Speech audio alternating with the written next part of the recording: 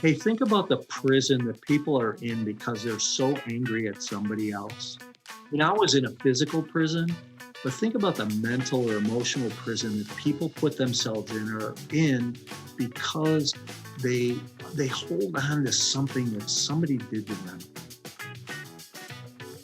Hello, you are listening to the Late Bloomer Living podcast, where we are reimagining and redefining what it means to be in midlife, where we are gathering energy, momentum, and excitement for our next chapter via candid conversations with other midlifers about their own pivots, pitfalls, and triumphs. I'm Yvonne Marchese, your host, and I'm so happy you're here. Did you ever make a mistake? I mean, a really big one. The kind of mistake you haven't forgiven yourself for. The kind of mistake that keeps you from moving on with your life and keeps you from taking consistent steps towards your goals and your dreams. Today, I'm talking to Mike Morawski. Mike is a real estate investment veteran with 30 plus years of experience. In 2005, Mike started a private equity firm, raising $18 million in private equity and acquired $60 million in multifamily apartments, including 4,000 units in 5 different U.S. markets. As part of the company's growth, Mike built and developed a property management division that managed 7,500 units. The events of the 2008 economic crisis led to a series of events in Mike's business, which left him scrambling to protect his company and keep it from going under. Mike has always believed that transparency and honesty are central to any successful business and personal life, but while he was scrambling to save his business, Mike let his guard down and he let his transparency slip, as he says. He made the mistake of not disclosing financial decisions to his investors and ended up paying the price for his mistake in a federal prison. He served his time and come out of the experience stronger and with a commitment to help other people avoid similar pitfalls. I can't wait for you to meet him. Let's go. Hey, Mike, thank you so much for being with me today. Yeah, you bet, Yvonne. It's great to be here. It is great to have you. Oh my gosh. So we met in Clubhouse. I seem to say that all the time these days on my podcast. It's hilarious. Are you really active in there? I was for a while, and I'm not as active as I was, but there's a couple of rooms that I really like that I spend time in. And, there's some things I like. Some of it is just too time consuming. Here, the first time I was on Clubhouse and somebody had told me about it, sent me the invitation. I got on and I thought, what is this? And it was like 8:30 at night. I was heading to bed and I put it on, and the next thing I knew, it was 1:30 in the morning. I was like, this is not going to be good. I was a little obsessed in the beginning too, but I kind of feel like you almost need to really dive into it at first and steep in it a little bit to kind of learn your way around. And then I've really managed to select and choose when I'm going to go in or when I'm not. Right. And it's much more manageable. But man, I'm just meeting some great people. It's incredible to meet you and just, it's been phenomenal. And what room did we meet in, Yvonne? I think we met in a podcasting room. Yeah. Yeah. That's what I think too, because I'll drop in there in the afternoons occasionally. Okay. I usually hit them in the morning because they have a couple of different times that they do their things. But I love that room. They're just so fun. And, there's always a good conversation going on. So, well, anyway, so you contacted me afterwards. And once I went to your website and saw your story, I was like, oh yeah, this is incredible. I really would love for my audience to hear your story and what you've managed to do and how you've turned some things around. So I'm just going to let you start us off. Okay. Well, what I was thinking about was what you said before we started this whole show. And you said some of your listeners say to you that you have people on that just really have it together. And, isn't that the perception today of social media and all of these things out there, that everybody has this perfect life, that things are so great and things are so good, right? Yeah. And you know what? it maybe in people's lives, things are like that, but I think there's times that there's breakdown and things do fall apart. Hey, I built a couple of great companies over the years. I've been in the real estate space for 30 years. I built a great real estate sales team. I sold over 100 houses a year for 8-9 years consecutively. I went in the apartment business. I've done things that people go, are you kidding me? I raised $18 million in 30 months, bought $60 million worth of real estate, 4,000 apartments in 5 different states. I built a property management company managing 7,500 units, all in 30 months. Wow. I scaled a business way too fast, grew really big, too many employees, over leveraged. I have a handful of reasons that I failed. Okay. So yeah, from a perception, from a standpoint, I had this great thing going on. Yeah, everybody on the outside looking in at you is looking at you going, man, what a rock star. Yeah. Right? Right. Yeah. And what was going on behind the scenes there? Well, here's an interesting thought, right? So I'm in church one day and I say hi to a guy behind me and I hear his wife say to him, who's that? And he goes, oh, that's the CEO of, and I think, wow, look at me, right? Where's my identity at that point? Where's my thought process? Who am I? I'm this great guy. Well, my ego, my pride kind of, getting out of check because I've done all these great things and really scaled this business. And, 2008 rolls around, the world goes into this economic crisis, the worst that's ever seen, like hitting a brick wall in a freight train at 200 miles an hour. Mm-hmm. I remember sitting at lunch with my CFO and the news happened to be on. And I said, man, we were watching people carry boxes out of Lehman Brothers by the droves. Right. And I remember saying, man, we're screwed, aren't we? He goes, yeah, we're in big trouble. And it was that conversation that kind of things started to come off the rails at that point. And I tried to save my company. Things started to get very unstable. I grew this company that was over leveraged, undercapitalized, and too many employees, and not paying attention to the red flags, to the things going on around me. And that's just from a high level, right? That's not even getting granular in anything. Mm-hmm. And all of a sudden, 2010 rolls around. My company is struggling financially, and I have 38 different companies. So I decide, hey, I'm going to try and save this, thinking we're in a recession. Recession's only, there's usually a 10% correction not coming out of a recession. They only last 17 or 18 months. This is going to bounce back. Mm-hmm. Nobody ever saw a 40% correction coming or 7 or 8 years of a correction coming. And so I decided I'm going to start moving money between companies. So I want to take money from companies that are operating well and are profitable and move it to companies that are non-profitable. Now, Yvonne, that wasn't the problem. Matter of fact, my accountant, my attorney said, hey, you can do that. Just leave a note, put promissory notes between the companies. When the markets churn and things start to come back, put the money back, you'll be fine. Mm-hmm. Well, I didn't disclose it to my investors. And because I didn't disclose it to my investors, I wound up being charged on wire fraud and mail fraud charges and sentenced to 10 years in federal prison.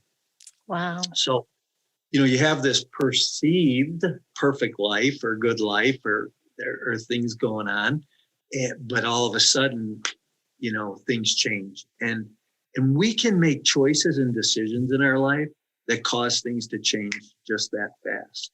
Yeah. And I think that we have to be cautious and watch what's going on around us and pay attention to things around us. And I don't think we do that enough. Yeah. Yeah. You get on the treadmill, right? Mm. And it's going and you're just trying to stay on. Yeah. Keep yourself from flying off that treadmill. And if you're setting that speed too high, it's easy to lose awareness. Yeah. And yeah. Yeah. So, wow. So you ended up having to serve time.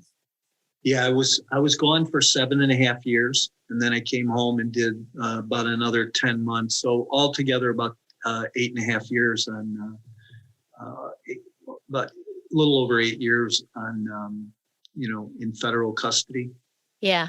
which uh, which is a different lifestyle. It's a different world. But here, I'll tell you.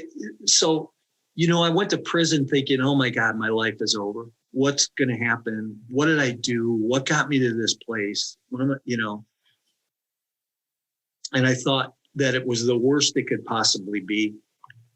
Well, I'm in prison about 17 days, and my wife decided she was going to leave me. And then it got the worst that it could ever be. Now I was at the absolute bottom, and there was no way but up, right? Yeah.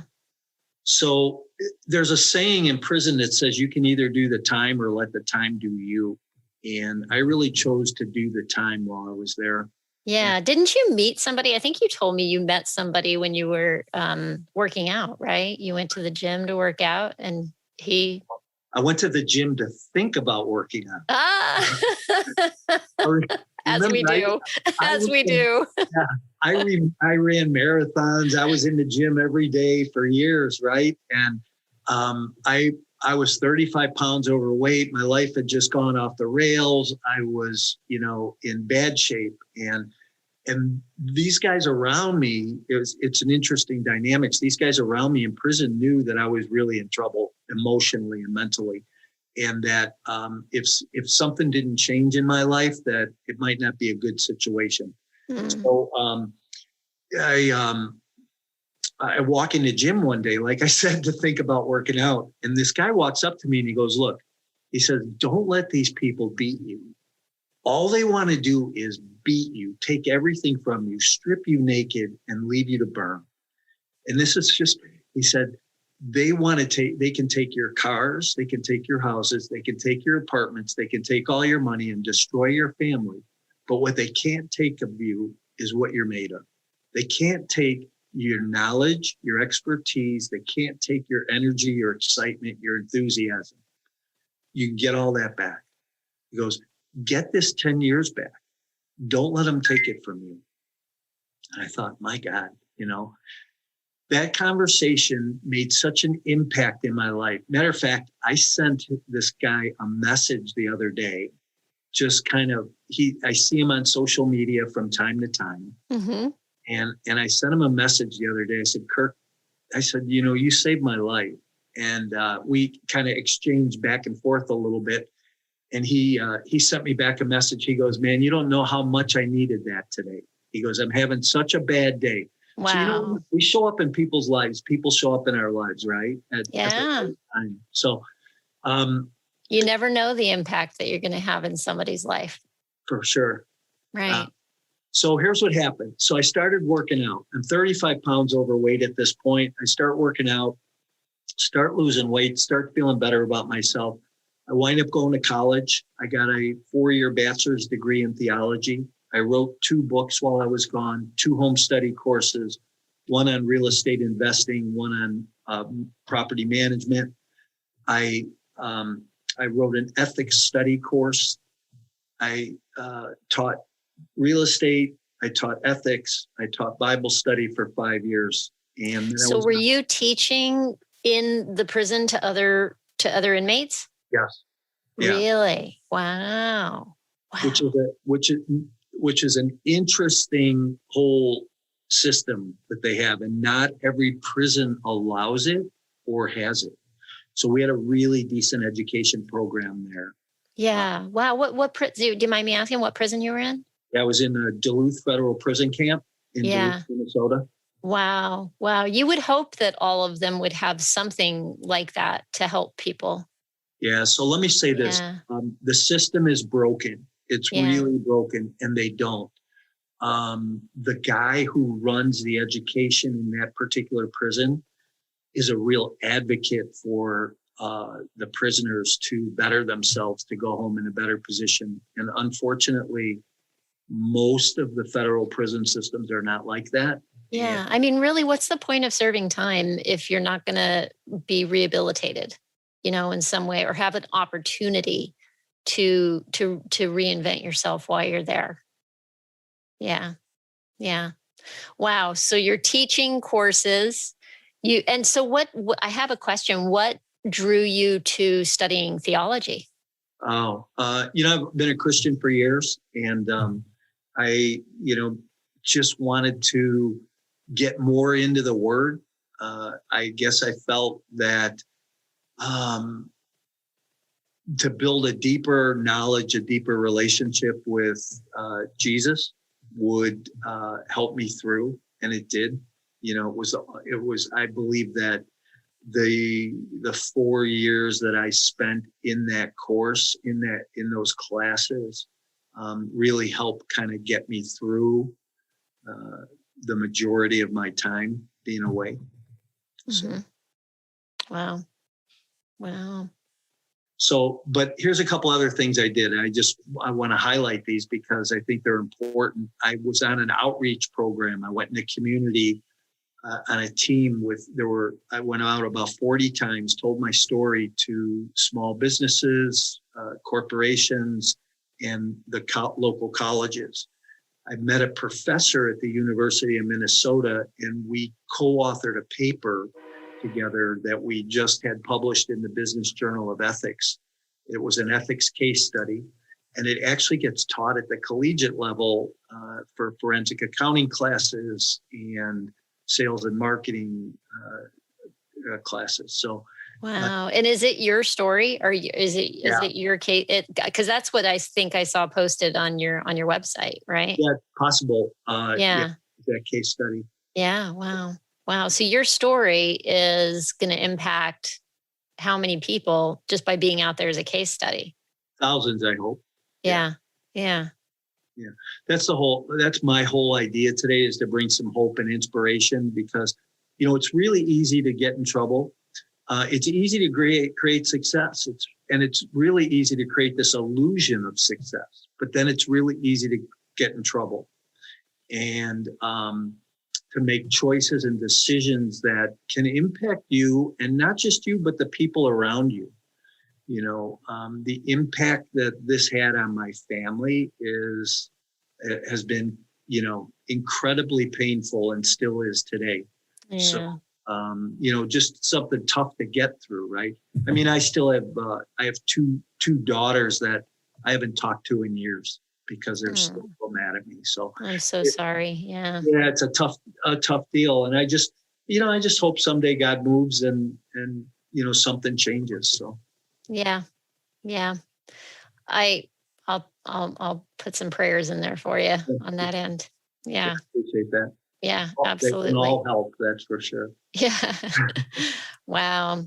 So you definitely used your time to turn it around. I mean, isn't it amazing how we can delude ourselves into thinking that we've got it all together, or we're so busy managing the way we look to the rest of the world that we can make decisions that are not going to serve us. Yeah. And it's so tempting. It's that whole thing on social media. You're watching people's highlight reels, right? And how often do we share the real challenges and the things that could actually help people by letting them know they're not alone? It's an amazing thing to be able to share this. Really, we can serve other people in our brokenness so much more than we can in our wholeness. It's kind of an interesting dynamics, how much more we can help people grow because of being vulnerable or authentic, right? Yeah, we're all broken. Yeah, absolutely. Right? It's nothing. Nobody comes out unscathed of this thing we call life. Right. We've all got our trauma. We've all got our, the things that keep us down. And some people are better at kind of covering it up and making it all look good. Yeah, right. But Hey, I read a quote this morning that I thought was really kind of interesting. But I was just, you read the bios on Clubhouse and about people, and this woman had a quote that said, and it's by Walt Disney, but it said, "It's always fun to do the impossible." I thought, how interesting to think that through, right? yeah. And listen, I never thought that I'd get through prison. I really didn't. And and I did. And today I can use that for greater good. So Yeah. Wow. Well, good on you for getting through and turning it around. So you spent like the 7.5 years actually in the prison, right? Right. And then comes time to come out. Were you then, you said you were still in custody though. Were you limited to staying in your home? What did that look like for you? Yeah, when I came home, I went to the halfway house for about a month, and then I went to home confinement. So you go and you're basically, you can't leave the house because you're on home confinement, right? If you have a job or you have to go somewhere, you have to check in, and they monitor you. So yeah. And then so that's all. What was that transition like for you? Well, you're the first one to ever ask that question. It's pretty interesting. And I'm going to tell you, I think that I probably have a little PTSD from being in prison. They talk about being institutionalized. And I was there. And, for the first couple of years, I was like, no way, get out of here. How am I going to get institutionalized? Yeah, my buddy Larry, who served 17 years, he's institutionalized, but not me. Well, it's funny, it changes you. I mean, you're in this environment where there's, I went to prison, there were 900 men there. And over time, the population got whittled down. Average, most of the time I was there was probably 500 guys there. So you see the same 500 people every day, maybe 2 or 3 times a day, depending on where you go and what you do. I was on this compound that was probably, I don't know, I think it was 90 acres or something like that. So you had to walk a half a mile to the laundry or half a mile to education or, in between buildings, which was good. I mean, hey, I came home in the best shape of my life, physically and mentally, emotionally and spiritually, I think I've ever been in, right? But here's the thing that I still struggle with today is to go to a store and it be crowded. I have a really hard time with that. And I have a hard time if I don't know where something is, it makes it even worse. So I won't even if it's crowded, I'll just leave. What happened? What does that feel like for you in your body, or what's happening in your mind when you're challenged by that? That's it's weird. It's like it's a pressure that I feel like people are watching me, like everybody knows, and it's and I'm very open with my story. I'm very transparent with it. Because I think it helps people, but there's just something weird about it. Now, I've talked to other guys and they go through it. Some guys do it, it's just a short time, long time. And then there's some guys that don't have that challenge at all or don't struggle with that at all. So I think everybody's different, but that's the one lingering thing that I have right now, that it gets better every time. And I have always been a person to fight through things. So I don't, I never go to the doctor. If I have pain in my knee, I still run. I do things that I push my way through things. Always have been that way. And so I fight through it. So I know I'll get through it. Yeah. So I'm curious about what this year was like for you, with just everybody being in lockdown and this change of pace. I mean, did you find it to be kind of a relief to to be in the same boat with everybody on this, or was there any element of that? I would imagine so. I mean, So I came home the week that the world got locked down. really? Yeah. Wow. I went to a friend's house for a couple of months, and I said, man, isn't it interesting how God works? And, now the whole world's locked down. Everybody's locked down. I don't feel so bad. I can't go anywhere. So it was a little easier to adjust in that. I didn't realize the timing was like that for you. That's crazy. Oh my gosh. How blessed are you that you weren't still there for this? Right. Right. Yeah. Well, and so here's a funny story, right? So I was sick like 2 weeks before I came home from prison, and I was really sick. And I think Really? it probably had COVID, Huh. but they weren't calling it that. They tested me Right. for the flu. But it was a Thursday night. We're watching TV, and now in prison's a funny thing with TV and that whole, there's dynamics that go around who runs the TV room and where you sit, and I mean it's just crazy. You got a pecking order, right? Yeah. Oh my goodness, it's terrible. Oh. And so Thursday night was a night we watched a couple of shows, me and 4 or 5 other guys, and we'd have dinner together. And so I'm sitting there and I'm like, man, I don't feel good. Something's wrong. And I'm going to leave. And my buddy says, hey, you can't go. It's Thursday. I said, man, I'm not feeling good. I don't know what's wrong. So I go and I go to sleep, and I can't get up Friday morning. So I managed to get dressed and get over to medical. And they test me for the flu. And she says, yeah, you don't have the flu. And, we don't know what's wrong here. I'll give you a bed pass, and you can, take the next couple of days. And well, I slept for 5 days. I mean, Wow. slept. And I finally said to myself, and this goes back to me pushing through things. I finally said to myself, I said, man, if I go back to medical and tell these people I'm still sick, they're going to put me on medical hold. I'm supposed to go home in 6 days. I will Oh. not go home for 6 months. Oh, I need to geez. get out of here. So I did everything I possibly could do. I ate, I got up, I made soup, I ate some fruit snacks. It was not pretty. Yeah. Was anybody sick around you? Did you? No. No. And Wow. there was one other guy in the unit who was really sick. And I think he had it, but he had it a lot worse than I did. But I fought through it. He fought through it ultimately. And Yeah.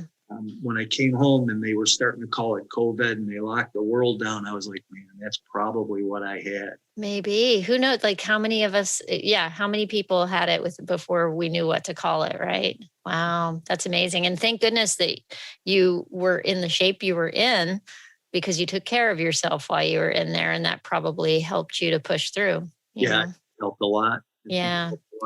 So then you come home and you're staying with a friend, and everybody's in lockdown. Yeah. And then what? I lived with him and his wife for I think almost 3 months, and then I got my own place, and I moved. It gets to be pretty easy to move around with the BOP. You just have to put in for a pass, and so I got to see my kids, and I got to go hang out with some people and do some things and run around a little bit and work. And so, this whole time I've been building a business, right? So while I was gone, I built a business plan. I wrote all this material. I came home and started to execute my business plan, which is, to build this coaching and training platform to, really give back. I want to teach people how to build their multifamily, their real estate business, but how to live a balanced lifestyle, right? To really not lose focus of what matters in their life, what is important. I think you and I both do a mission for people or do a service for people where we try to help people really realize what life's about, right? What's important. I mean, as much as I thought my family was important before I got in trouble, and that my whole thing was I was doing everything for them, I wasn't there emotionally. And I think that we miss that especially as husbands, we miss that. And, that's one of those messages that I try to convey to people that, hey, what's really important. Yeah. Yeah. Boy, it's easy to lose track, isn't it? Boy, is it. It is so easy. It's such a slippery slope. You get, especially, if you have ambition, right? It's easy to overwork and and not play enough and not take enough time to find quiet time to check in with yourself, to check in with your people. Yeah, for sure. Yeah. Yeah. And let me tell a quick story about something that happened along the way, right? That I think is really important. And I kind of mentioned this to you before. We don't pay attention, right? We don't listen to the signs that come up in our life, and we ignore the red flags. So I'm trying. 2008. This is early on, before I got in any trouble.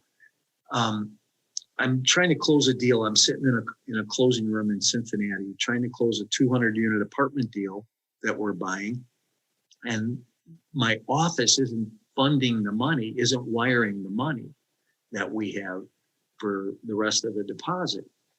And I can't figure out what the heck's going on. And I'm not getting a straight answer from the girl in my office who runs that part of our team. And so finally I get my partner on the phone, and he says, hey, I don't know how to tell you this.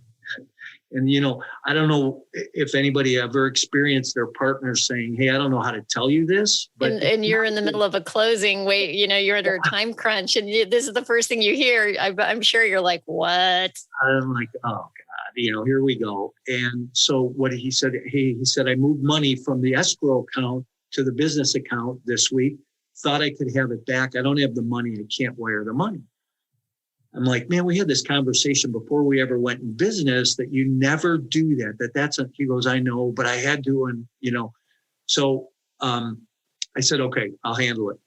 So I wind up dry closing, which means I signed all the paperwork and said, I'll have it funded by Tuesday. This is Wednesday. So they're going to give me till Tuesday.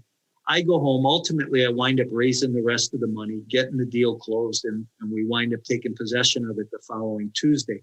But meantime, remember, that was Wednesday. I never talked to my wife about business, never told her anything that was going on. Once in a while, I'd say, hey, we closed another deal, or I got a new investor, or met this person, but she worried so much. I hated for her to worry, right? And I never wanted to put that kind of stress on her. So on Friday night that week, we go to dinner with my partner and his wife. And on the way home from dinner, she says, I don't trust him. And I go, so as a good husband, I go, and now remember, she didn't know what happened on Wednesday. Okay. Mm-hmm. But that was enough to not trust him.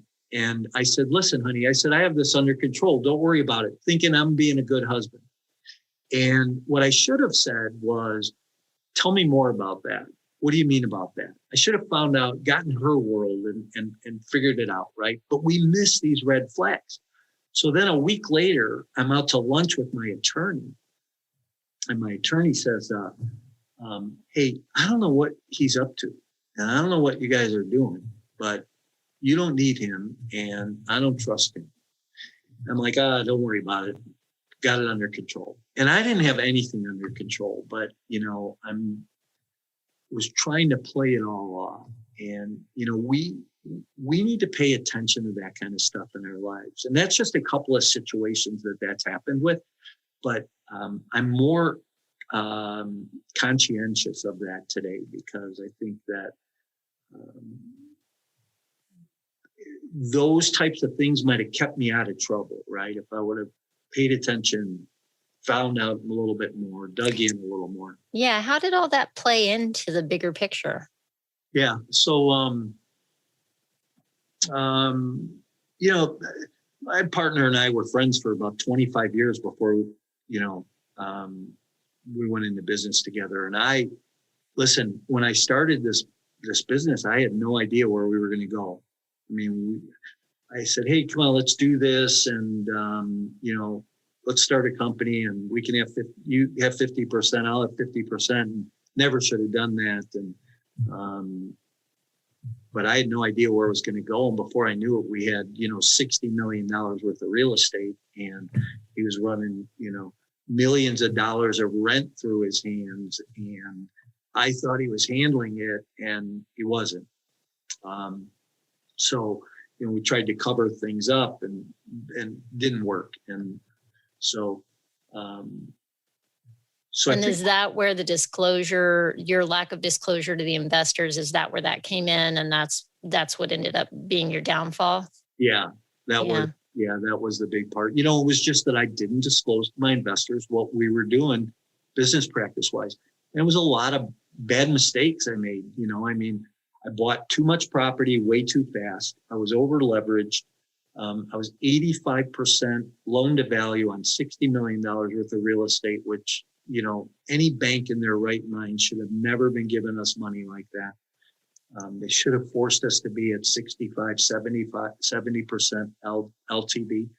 And they just, nobody was paying attention back then. It was a big bubble, and the money was flowing from, right? Money, how much? Yeah, here, just sign here, take it, and they were throwing money at people. So yeah, it was a big problem. So. Wow. Yeah. Wow. So if you had done it, I'm just curious, if you had listened to your wife, what do you think would have been different? I think that, so if I would have listened to my wife and had the conversation with her, when I had the conversation with my attorney a week later, I might have paid more attention to what he did. And I might have stepped back and looked, because about a month later, my CFO comes to me and says, let me buy him out. He said, I'll buy him out. We'll straighten this all out. I said, no, he'll never sell. I said, let's just straighten it out. We'll give you a piece of the deal. But see, these things happen. Those were just 3 things that happened along the way that if I would have acted differently, I think we have choices every day in our life, right? Mm-hmm. We can pull up to a stoplight and turn right or turn left. Which way do we go? And I think it makes a difference which way we go in our life, what we do. Those choices that we're faced with are choices that define us, make us, break us. They do a lot of things. And I think that we tend to not, as a CEO running a company, as a business owner, as a man or a woman running a team or an organization, you have to make choices. You have to make decisions. And sometimes you have to make them really fast. And I always said to myself, and one thing I always learned, Steve Jobs, Bill Gates, they always have talked about making smart choices quickly and living with the consequences. And I always believed that, so I made the choices, and I made the choice to go down with the ship too. So, yeah, I'm an overly responsible person, I guess, from that standpoint. Yeah. So, and listen, I broke the law. Don't get me wrong. I'm not saying I didn't do anything wrong. I broke the law. I didn't tell my investors what I was doing, and I should have. Did I deserve 10 years in federal prison? No, I didn't. Did it serve me well? Yeah, it served me well. I mean, looking back on it now, it's okay. It's going to be fine. Yeah. But, I kind of got thrown under the bus. I mean, I've never really said this on on a podcast or that, but I did get thrown under the bus. My ex-partner and in-house legal counsel, director of finance, went to the grand jury while I was on vacation with my family, and they carved a deal out that the attorney and director of finance wouldn't get charged, and that my ex-partner would get less time. So he served about 30 months. Wow. I served about 84. So Yeah. That would be tough to accept and tough to live with, I imagine. How have you managed to reconcile with the feelings of kind of being thrown under the bus like that? hey, I really appreciate you asking that question, because I think that this answer holds the keys to the kingdom for us for a lot of things in our life, but it's forgiveness. Yeah. They say, I love the idea that forgiveness is not for the people that are being forgiven, but it's really for the person that's doing the forgiving. Yeah, Because if you carry that around with you, for sure. it's really you that suffers, right? Yeah, I because mean, that's something that I've only heard recently, and I thought, wow, that is something. There's such power in forgiveness and what it can do for you. But boy, oh boy, is that hard. hey, think about the prison that people are in because they're so angry at somebody else. Mm-hmm. I was in a physical prison, but think about the mental or emotional prison that people put themselves in or in because they hold on to something that somebody did to them. You know what? I have had to forgive people around me because of the way that things have gone down or I got treated, and it's never easy, but you know what? It's fulfilling. And so I try to encourage people to, and I've had a couple of friends in my life who said, man, you've got to forgive people. If you hold on to that crap, it's going to eat you alive and you're going to be a mess. And they're right, so I had to forgive my ex-partner. I had to forgive my ex-wife.